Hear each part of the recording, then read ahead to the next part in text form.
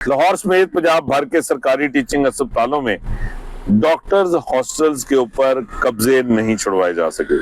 सरकारी टीचिंग अस्पतालों की जो इंतजामिया है वो अपने डॉक्टर्स हॉस्टल्स में जो गैर कानूनी कब्जे हैं वो खत्म करवाने में बुरी तरह से नाकाम हो चुकी है। और अब सूरत हाल ये है कि सरकारी टीचिंग अस्पतालों में जो हॉस्टल्स हैं वहाँ पे नए जो डॉक्टर्स हैं, जो हाउस ऑफिसर्स हैं, जेर तरबियत पोस्ट ग्रेजुएट डॉक्टर्स हैं, या फिर इन अस्पतालों में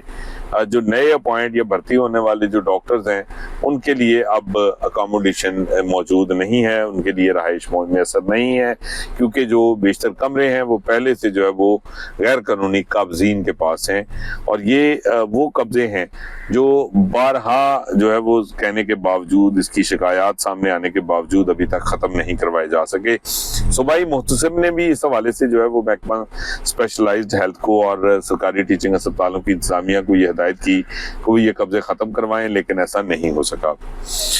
महकमा स्पेशलाइज्ड हेल्थ केयर जो है वो भी इस पर जो है वो खामोश तमाशाई है, उसकी जानिब से भी जो है वो गफलत का मुजाहरा देखने में आ रहा है। और अब सूरत हाल यहाँ तक पहुँच चुकी है कि सरकारी टीचिंग अस्पतालों के जो डॉक्टर्स हैं, जो नए डॉक्टर्स हैं, उनके लिए अब ये हॉस्पिटल की सहूलत जो है वो तकरीबन नामुमकिन है वहाँ पे हासिल करना, क्योंकि अब कमरे खाली नहीं होते। और जो गैर मुतल्लका डॉक्टर्स हैं या उनके जो अजीज़ो कारब हैं वो इन हॉस्टल्स के कमरों पर जो है वो काबिज हैं, वहाँ पे रहाइश पजीर हैं। ये डॉक्टर्स वो हैं जो ना सिर्फ यहाँ से न टीचिंग अस्पतालों से अपनी तरबियत मुकम्मल करके, अपनी हाउस जॉब मुकम्मल करके जा चुके हैं, इसके साथ साथ इनकी जो है वो मुलाजमत यहाँ से ख़त्म हो चुकी है, या फिर इनको जो है वो किसी दूसरी जगह पे ट्रांसफ़र किया जा चुका है, या ये पेरिफेरी में जा चुके हैं, बैरून मुल्क रुखसत पर जा चुके हैं। ये वो तमाम जो है वो कैटेगरीज हैं जो साल हर साल से सरकारी टीचिंग अस्पतालों के हॉस्टल्स पर विराजमान है, और ये गैर कानूनी कब्जा जो है वो बदस्तूर जारी है।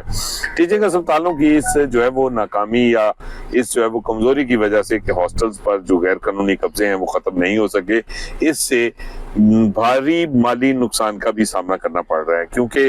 ना तो इन गैर कानूनी काबजीन से जो है वो किराया वसूल किया जा रहा है, ना ही ये यूटिलिटी बिल्स अदा करते हैं। खास तौर पे जो गर्मियों में, अब जो मौसम गर्मा आने वाला है, इसमें